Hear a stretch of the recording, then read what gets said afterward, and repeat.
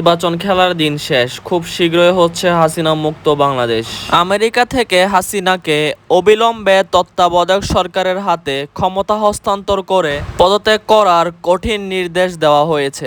আওয়ামী লীগের সাধারণ সম্পাদক ওবায়দুল কাদের ওরফে কাউয়া কাদের খোদ নিজের মুখেই এই কথা স্বীকার করেন। এদিকে আমেরিকার রাষ্ট্রদূত পিটার হাসের সাথে আওয়ামী লীগের দফায় দফায় গোপন মিটিং হচ্ছে তত্ত্বাবধায়ক সরকারকে কেন্দ্র করে। খোদ ভারতীয় পত্রিকা আনন্দবাজার এই কথা স্বীকার করেছেন যে তত্ত্বাবধায়ক সরকারের পুনর্বহালের দাবি জানিয়েছে আমেরিকা।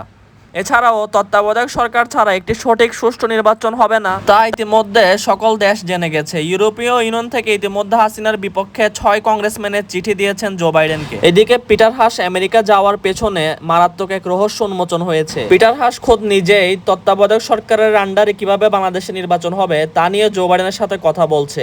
তবে হাসিনার সাথে পিটার হাসের একটি গোপন চুক্তি হয় যে হাসিনাকে সেফ এক্সিট দিতে হবে যদি সে পদত্যাগ করে। গোপন সূত্রে জানা গেছে যে এই চুক্তিতে পিটার হাস রাজিও হয়েছে। আরো গুঞ্জন শোনা যাচ্ছে যে আর কয়েকদিনের মধ্যেই তত্ত্বাবধায়ক সরকারের হাতে ক্ষমতা হস্তান্তর করে হাসিনা খোদ নিজে হেলিকপ্টার নিয়ে পালাবে। ইতিমধ্যে তার ছেলে জয় সহ আরো অনেকে লাপাত্তা হয়ে গেছে। আমেরিকাতে জয়ের নাকি 20 বছরের সাজা, হাসিনাকে আজীবন নিষিদ্ধ ঘোষণা করা হয়েছে। নিরাপদে বিদেশে পালাতে হঠাৎ সুইজারল্যান্ডে গিয়েছে হাসিনা।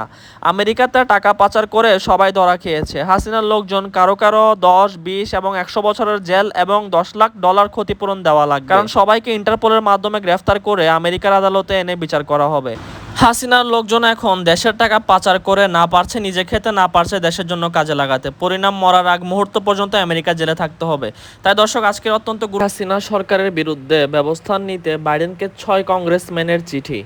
সুষ্ঠু নির্বাচন আয়োজনের লক্ষ্যে বাংলাদেশের সুনির্দিষ্ট ব্যক্তিদের বিরুদ্ধে কঠোর নিষেধাজ্ঞা আরোপ করতে যুক্তরাষ্ট্রের প্রেসিডেন্ট জো বাইডেনের প্রতি আহ্বান জানিয়েছেন রিপাবলিকান নিয়ন্ত্রিত কংগ্রেসের 6 কংগ্রেসম্যান। একই সঙ্গে বাংলাদেশের মানবাধিকার লঙ্ঘনকারী আইনশৃঙ্খলা ও সেনাবাহিনী সদস্যদের জাতিসংঘের শান্তিরক্ষা মিশনে নিষিদ্ধ করার কথাও বলেছেন তারা। বাংলাদেশে অবাধ ও সুষ্ঠু নির্বাচন আয়োজন এবং দক্ষিণ এশিয়ায় শেখ হাসিনা নেতৃত্বাধীন সরকারের মতো স্বৈরতান্ত্রিকতা বন্ধে গত 17 মে প্রেসিডেন্ট জো বাইডেনের কাছে লেখা এক চিঠিতে এই আহ্বান জানান রিপাবলিকান দলীয় কংগ্রেসের সদস্য স্কট বেরি মুরে, ওয়ারেনের ডেভিসন এবং বব গুড, টিম বার্চেন্ট এবং কেইথ সেলফ। চিঠির একই কপি একটি প্রতিবেদকের কাছে প্রেরণ করেছেন চিঠির নেতৃত্বে নেয়া হাউস ফ্রিডম ককাসের চেয়ারম্যান কংগ্রেসম্যান স্কট পেরির কমিউনিকেশন ডিরেক্টর জে স্ট্রিচ। চিঠিতে মানবাধিকার লঙ্ঘনের দায়ে বাংলাদেশের প্রধানমন্ত্রী শেখ হাসিনা ও ওয়াজেদের বিরুদ্ধে দ্রুত ব্যবস্থা নিতে প্রেসিডেন্ট জো বাইডেনের প্রতি আহ্বান জানিয়েছেন এই কংগ্রেসের সদস্যরা। বাংলাদেশের জনগণ যাতে যথাযথ এবং অবাধ এবং সুষ্ঠু জাতীয় নির্বাচনে অংশগ্রহণ করতে পারে সেজন্য এই দ্রুত ব্যবস্থা প্রয়োজন বলে তারা চিঠিতে উল্লেখ করেছেন। বাংলাদেশের বিরোধী মতের ওপর দমন নিপীড়ন প্রসঙ্গে চিঠিতে বলা হয়েছে, সাম্প্রতিক মাসগুলোতে অবাধ এবং সুষ্ঠু নির্বাচনের দাবিতে বিক্ষোভ করেছে দেশটির লাখো মানুষ। এই সুষ্ঠু নির্বাচনই হাসিনা সরকারের পরিবর্তনে তাদের একমাত্র আশা।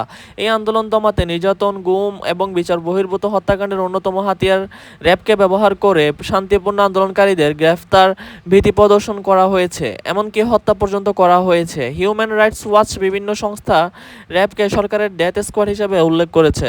এতে আরও বলা হয়, জার্মান ভিত্তিক ডয়চে বেলে এবং সুইডেন ভিত্তিক নেত্র নিউজের এক সাম্প্রতিক অনুসন্ধানী রিপোর্টের র্যাবের 2 হুইসেলের ব্লোয়ার জানিয়েছেন, অর্থাৎ তাদেরকে 10 নম্বর বিপদ সংকেত দেওয়া হয়েছে। স্বরাষ্ট্রমন্ত্রী এবং প্রধানমন্ত্রীর অনুমতি ছাড়া এসব বিচার বহির্ভূত হত্যাকাণ্ড এবং গুম করার কোনো সুযোগ নেই।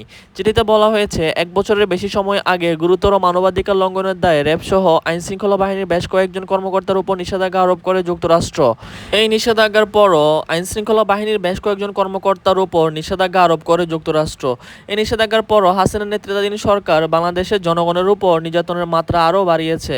যুক্তরাষ্ট্রের এই নিষেধাজ্ঞা শেখ হাসিনার নেতৃত্বাধীন সরকারের জঘন্য মানবাধিকার লঙ্ঘন এবং গণতন্ত্রের অবক্ষয় রোধে যথেষ্ট ভূমিকা রাখতে পারেনি। হাসিনার নেতৃত্বাধীন সরকারের সমালোচনা করে চিঠিতে আরও বলা হয়েছে, হাসিনা একদিনে যেমন দেশের জনগণের উপর অন্যায় কাজ চালিয়ে যাচ্ছে, অন্যদিকে তা দক্ষিণ এশিয়ার তার মতো মিত্রদের উৎসাহ যোগাচ্ছে, এটা যুক্তরাষ্ট্রের জাতীয় নিরাপত্তার স্বার্থের জন্য ক্ষতিকর, কারণ এই অপরাধীরা চীন এবং রাশিয়ার ঘনিষ্ঠ হতে যাচ্ছে। চিঠিতে কংগ্রেসম্যানের সদস্যরা যথাযথ পদক্ষেপ নেবার আহ্বান জানিয়ে লিখেছেন, নিরপেক্ষ নির্বাচন আয়োজনের স্বার্থে বাংলাদেশের সুনির্দিষ্ট ব্যক্তিদের বিরুদ্ধে কঠোর নিষেধাজ্ঞা দেওয়া হোক এবং মানবাধিকার লঙ্ঘনকারী আইনশৃঙ্খলা ও সেনাবাহিনীর সদস্যদের জাতিসংঘের শান্তিরক্ষার মিশনে নিষিদ্ধ করা হোক।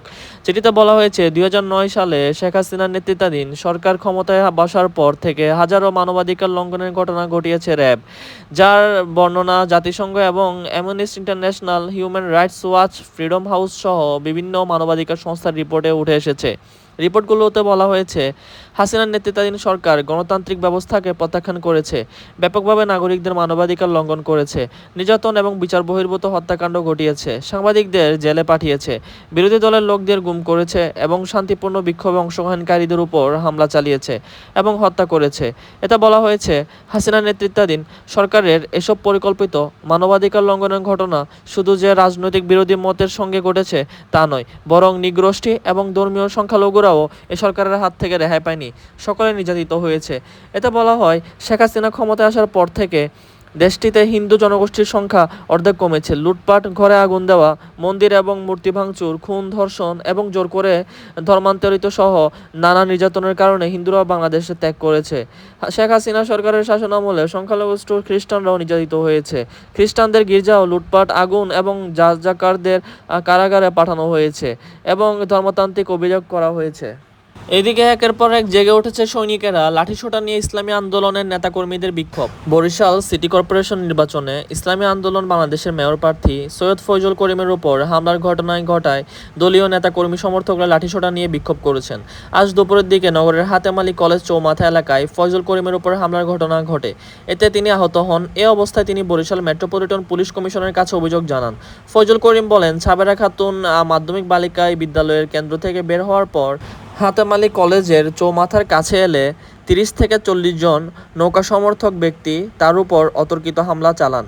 হামলাকারীরা লাঠিসোঁটা ও ইটপাটকেল ব্যবহার করেন। হামলায় তিনিসহ তার সঙ্গে থাকা বেশ কয়েকজন নেতাকর্মী আহত হন। হামলার খবর শুনে বরিশাল নগরের প্রবেশদ্বারগুলোতে ইসলামী আন্দোলনের বাংলাদেশের নেতাকর্মী সমর্থকেরা লাঠিসোঁটা নিয়ে বিক্ষোভ শুরু করেন। এছাড়া শহরের উপকণ্ঠে কাশীপুর চৌমাথা এলাকায় দলটির আরেক দল নেতাকর্মী মিছিল নিয়ে আসেন। নগরের বাইরে বরিশাল বিশ্ববিদ্যালয় সংলগ্ন এলাকায়ও দলটির নেতাকর্মীদের বিক্ষোভের খবর পাওয়া যায়। দলটির মিডিয়া সেলে কেন্দ্রীয় উপসমন্বয়কারী কেএম শরীয়তুল্লাহ বলেন, এই বিক্ষোভের দলীয় নির্দেশ হচ্ছে না। প্রার্থীর ওপর হামলার খবর শুনে নেতাকর্মীরা তাৎক্ষণিকভাবে জড়ো হয়ে বিক্ষোভ শুরু করেন।